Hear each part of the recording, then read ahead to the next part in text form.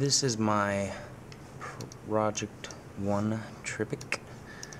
I originally started this with one image in mind. I'll show you it right here. I really wanted to work off just this image right here. I found one image and I figured I'd kind of work my way up.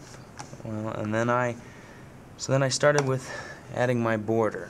At one point in time, this looked very comic book-esque. It's kind of what I was going for. Actually, it was a graffiti kind of comic book look. It ended up changing, obviously, quite a bit.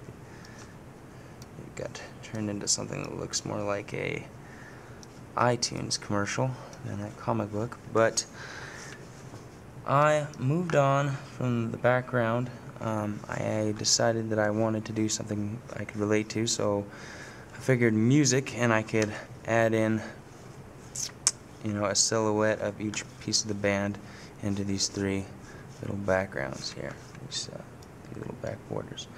Then once I did that, I put all these images, the paint and the silhouettes, and there's actually some stage lights back in here as well.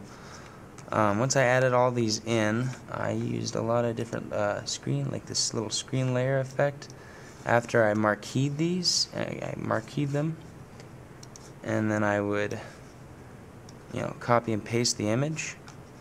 And then when I did that, I would just play around with these layers, and that's how I got these kind of this really high contrast look. I also messed a lot with hue and saturation, because I wanted to really stand out, be really colorful, we have like bright lights in a concert or whatever. So after I did that, I added in just the concert image down here. Like I said, messed around a lot with the hue and saturations. And messed around a lot with the drop shadow as well throughout this whole thing. One tool I used a lot was the magic wand. Well, let me show you here. It's the magic wand tool, and I would refine edge out of these images. It was pain. But that is pretty much the gist of it.